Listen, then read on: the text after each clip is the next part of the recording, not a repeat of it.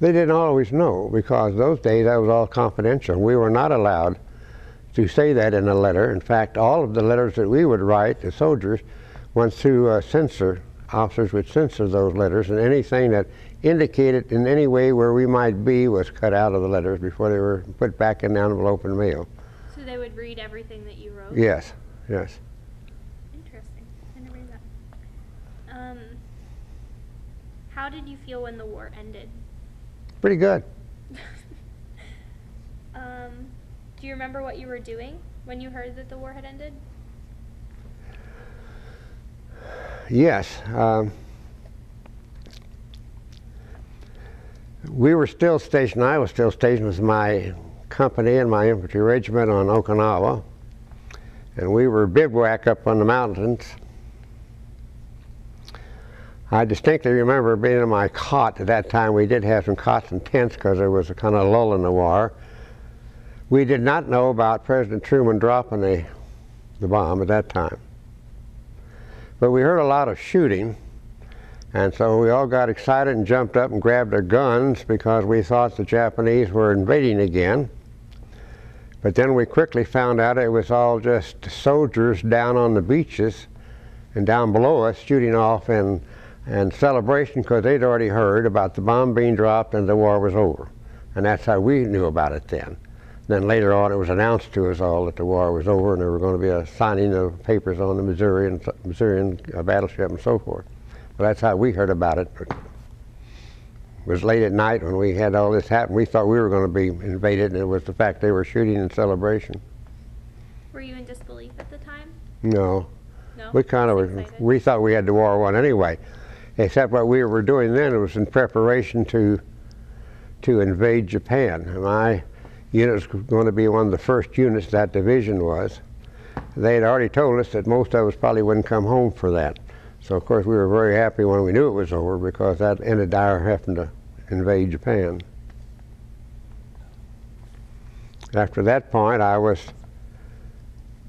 sent as one of 11 men into Korea to help evacuate the 30-some thousand Japanese soldiers that were there and make sure they got down to the beaches so we could load them up as prisoners of war. What was that experience like? Very interesting. There were a lot of them and 11 of us. They kept asking us how many of you are there, and I kept saying, we all did. There's a whole bunch back of us, even though we know that wasn't true. But they knew they had lost the war, and they pretty well surrendered without any problem. But then I did spend the next year, a little over a year in Korea. Do you still keep in touch with friends from the service? No, I've lost most of them.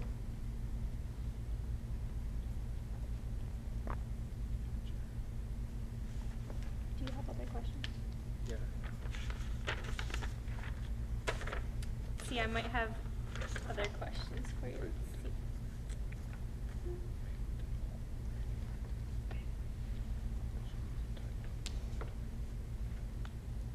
Okay, here's a good one.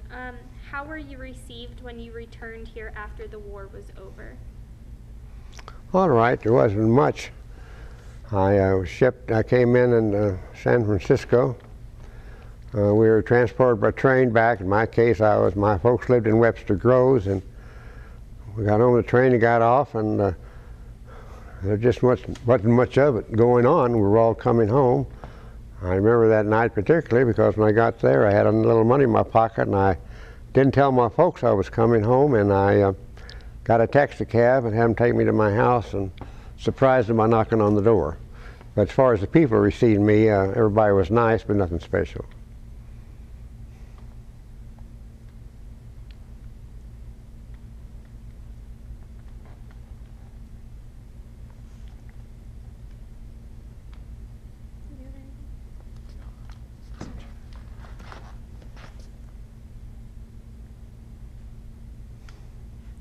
So did you come back to Washington? Where did you say you came back from? No, to Jefferson, to Webster Groves. Webster That's Groves. where my folks lived at that time.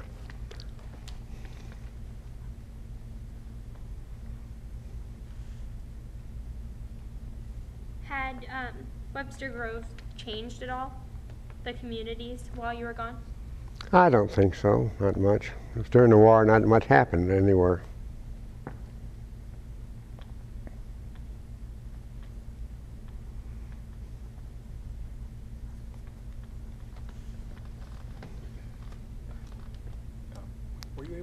transition into civilian life easily after the war, or was it a hard process? No, it wasn't. I went to school shortly after I came home on a GI Bill, went to Rolla School of Mines. So that transition was bad. The only problem I had there, most of us veterans did. We were a little older than most of the college students there, like the freshmen. We were freshmen, but they were much younger than we. We had been out of school a number of years, of course, some of us, and that was the only transition that was hard.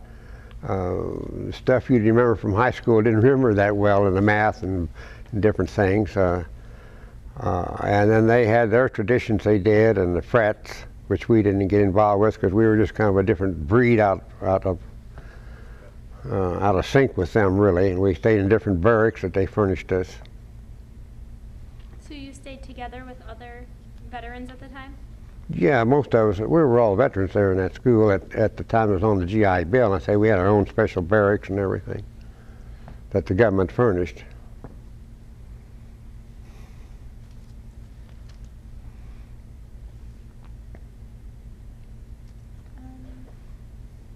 Do you have one or can I? Okay.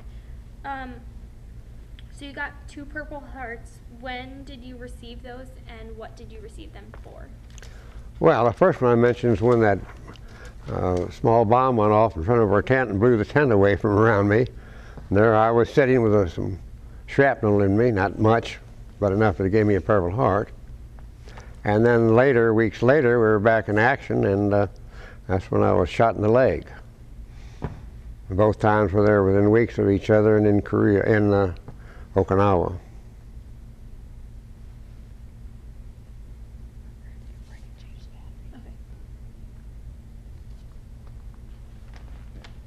When you were drafted, how did that process go? Since we don't do that in modern times, it's just one. No, because we've gone to an all-volunteer army now. So when you turned, I think in those days, as I recall, I'm going back a long time because I'm now 87. When I was 18, senior in high school, I have to tell you one little story there. That I had a notice I had to go to the draft board. Okay. And then I was notified I had to take my physical. I was still in high school, but my English teachers I went to tell her I would not be in class that day. And she said, you just tell that army you can't be there because that's your final English test and you have to be here. Well, I knew that wouldn't work out, so I went to the principal, and he kind of smiled and said, well, I'll straighten out her and you better go and report to the army. Then I did get my notice to serve, and I went in just in September, got out of school. You know, we graduated in those days, September, and about October I was in the Army. So just, there you are, you're already in. When you went to boot camp, I'm sure that was a major transition, but what was the hardest part of going there? Well, it was very regimented to start with. Some of us, I was not one that was in the athletic department much. I was a musician, played in the bands and did that. So getting in shape, they really ran you through it. That was a little hard on me, but it built me up and made a man out of me, I'll say that. I didn't have any other trouble with it. I was used to being told what to do by my parents, and being regulated didn't bother me much. Marching I knew a little bit about. We had to go do a lot of that because I'd been in the marching band, and you got some of the same type of instructions, so I didn't have a lot of trouble with it. My first assignment after I was at the first camp I was assigned to was to cut grass, and I was accustomed to that too. So. Yeah. And after boot camp, would they send you to a training or technical school afterwards? No, or would you go straight that was it. 6 weeks basic training. It was not boot camp, it was just basic training. That's it. And then I was immediately shipped overseas. Went through Seattle, Washington, and by boat over, stopped at Hawaii, stopped at Iwo Jima, we stopped at Guam. Those islands had already been taken.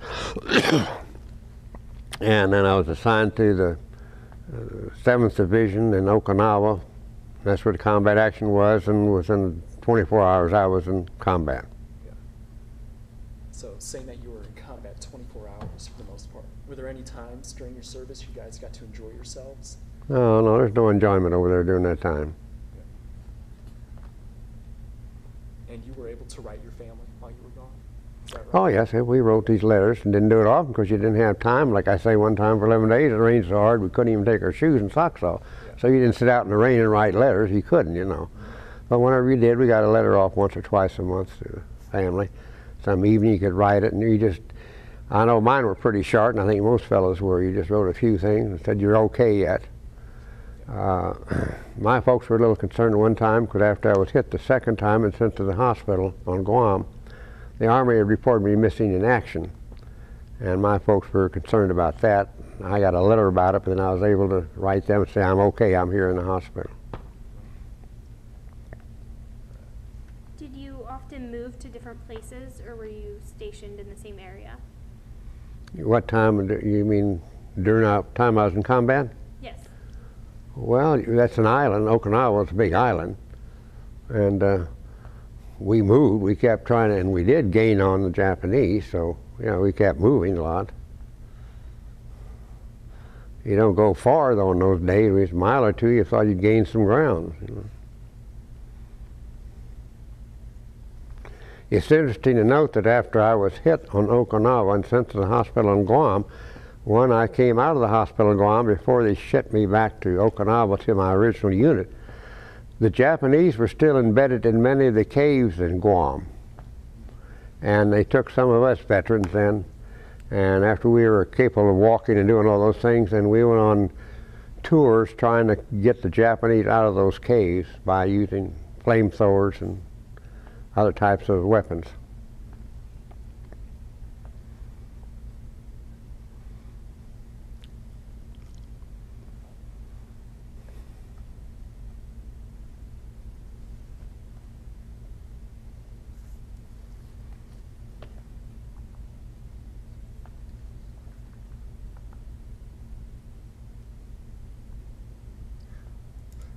Did you have another? I thought you No, had another I'm question. trying to think. Well, I'll just comment then that after, if I can, I mentioned to you that when the war was over, excuse me, because President Truman had dropped the A-bomb, the second one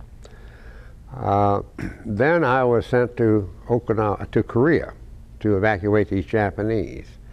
And then after we got that done, my company was stationed on what is now known as the 38th parallel. It was 38th parallel then. We knew we were there, but why? Our instructions were, and I served as the first sergeant at that time, is we got to keep your eyes on the north and be sure nobody comes down, I mean troops. We thought, what the heck's this all about? That's silly, you know. Half our men are gone home. We don't have that much ammunition, and the war's over. What are they talking about? Had no idea what was going on. The government, of course, knew there was going to be trouble with the North, evidently, but not aware of it till I got home, and with less than a year, it was less than 2 years, and I was recalled because the Korean War started. It was not a war, you know, it was a conflict. It was never declared a war, and it's never ended. But it was just interesting to be up there, and one thing that was interesting I found, that was really, and it's much changed since then, since I had a granddaughter there to study. Up to the 38th parallel where we were, it was very cold, it was far north, very rural. We always kidded, the women went topless, and the kids went bottomless. And they didn't think you could drink milk from cows. They thought that was strange, but yet less than 75 miles away in Seoul, the capital, you hear about it today, they had dairies. But that part was just so far remote that they just weren't up to speed on things. And they had been, you know, suppressed by the Japanese for so long. They were happy to be recuperated too. Excuse me. Did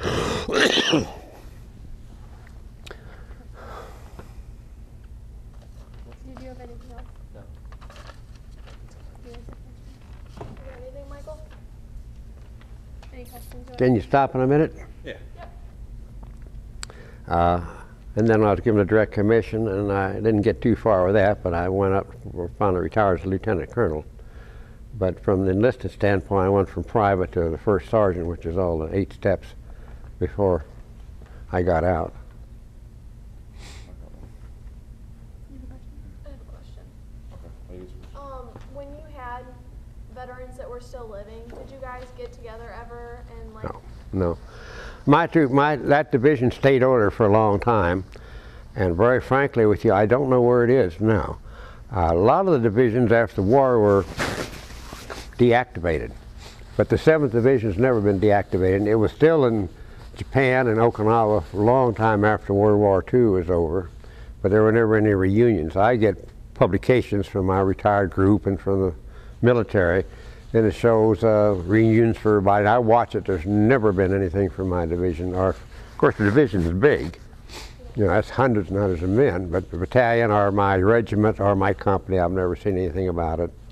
And you just lose track. The people I were with were from all over the country, and there were 3 or 4 I kept track of, but one by one they've all deceased. And I'm the fortunate one, I guess, or unfortunate, I'm still here. Did you become really close with the people that you were with during combat? Yeah, I wasn't there that long with them, but it was. And then I was gone during those weeks in the hospital and came back. But then when we were in Korea, we became more close than ever, I guess, because there we didn't have any action. We were just there. We didn't know why we were there until we, found out later about the North's going to attack. But there we became very close. And we stayed at a deserted Japanese tobacco warehouse. Again, I repeat, the Koreans had been under the thumb of the Japanese for many years. And so they were really sort of down, but they came back. But all the Japanese had deserted, of course, and we evacuated a lot of them. And like the tobacco warehouse we stayed in, it was very nice, gave us nice quarters. We cleaned it up, and it had running water and things like that, But showers, we made our own showers, and it would be 10 below zero. It's kind of cold to go take a shower, but we would, The water would be 10 below zero? Oh no, it'd be 10 below outside, and we'd put up a little building and put some shower heads in out of some tin cans and fixed it up, because they didn't have that, and made showers for ourselves. But if you walked from here to the parking lot in that weather, just little clothes on and your towel, you got pretty cold, especially after you get out of the shower and walk back, So we didn't stay that clean all the time. Right, so you're married now, correct? Pardon? You're married now, correct? Yes, been married 55 years. Does your wife ever ask questions about what did you do back then? What is that like, not being able to tell your family? Not much. She doesn't ask much. She knows most of it, and we just don't talk about it. Is it hard not to talk to them about it? No, it just doesn't come up. Did you meet your wife after war, correct? Well, I have to tell you that. I was married before. After I came home and got in college at Rolla, and I found a mate. We got married, but I lost her through cancer after we was married just 7 years. I had 2 little girls, so then I raised them, and later on I married this lady. I was transferred by International Shoe to Washington to manage this factory for a while, and that's when she got sick and died. And then I was living here, raising my 2 daughters. I hired a lady to help me, and then I met my second wife after a number of years, and we were married. That's why when we moved back from Oklahoma, we came home, and I really called my home as Jefferson City. That's where I was raised. And she called this her home because she was born and raised here, and we wound up moving back here. So that's why we're back in Washington. So I married a child bride and took her away and came back after 20-some years. So you said that you still do stuff with the Army Reserve? No, not now anymore. No, I'm out completely. Right. We talked the other day on the phone. Where did you go out of town to? You said something about the National Guard up in St. Louis. Did you say something about that? I don't recall, no. When I was in St. Louis, living here, I still went to the National Guard, and we met in the Armory in St. Louis for our weekly drills. But then later, when I moved to Jefferson City and was with government, then we met there at the Armory, and we did our summer camps usually in Minnesota.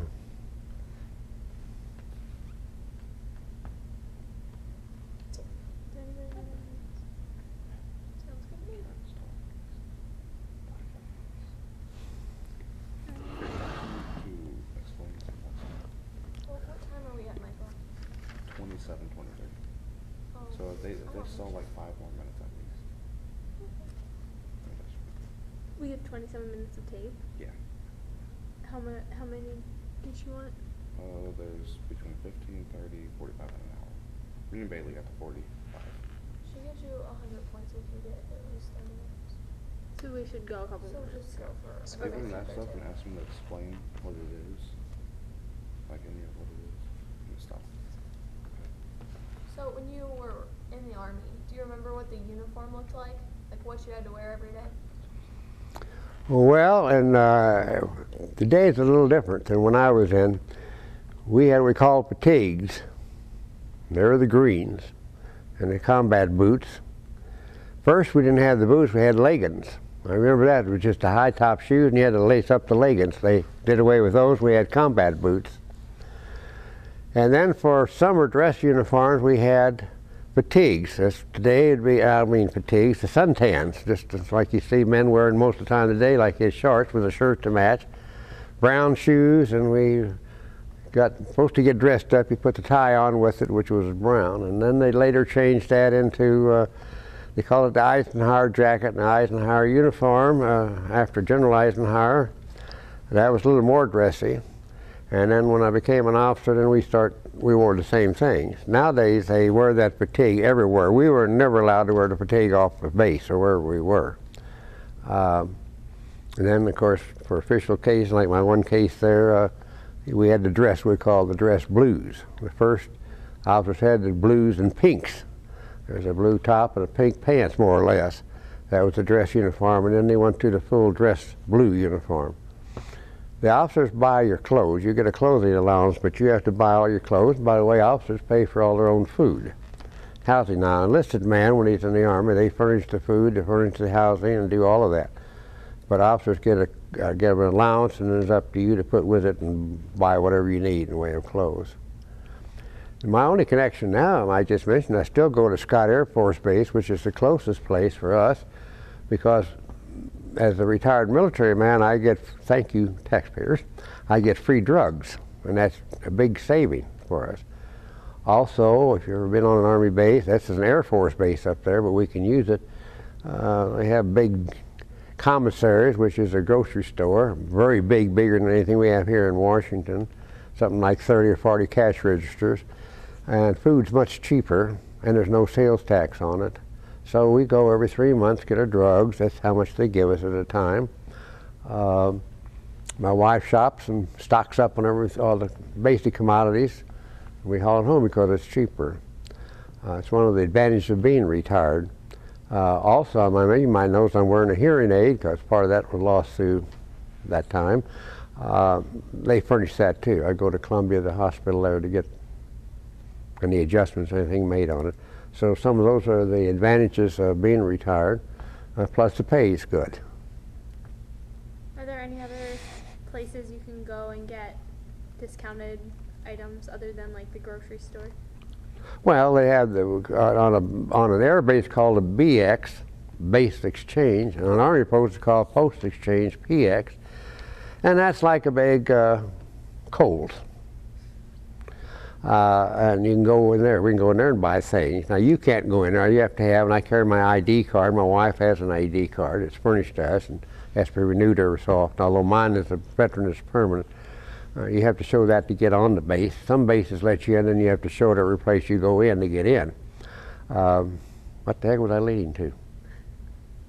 Different places that would be. Oh, yeah. Well, I've been on Navy bases. Yeah, we've done, my wife and I have done a lot of traveling in this country, and we stop in at Navy bases, Air Force bases, different places where there's a military installation. I can go in and use their facilities. Most of them, I have never used them, have hotels where you can go in and stay. We have once or twice at some kind of a convention, we did stay at some military installations. Not always the best on air bases, because in the middle of the night all the jets are taking off, doing some practice runs, and they kind of wake you up. So, but yes, we can use all the installations around the world. My best friend, her dad was in the military, and she has a rather large family. She has 6 brothers and sisters, and that discount extends to all of them. Is that still true? Do they still work like that? I don't think so. I didn't think they did that. So but your wife has an ID, Yes. right? But I know this, and I don't think anybody cares, and I certainly don't, but I see a man and a wife going through this, I'll call it the grocery store, but it's the commissary, with 2-3 baskets piled this heap pie. You know they're not using all that stuff. They're buying it for the whole family.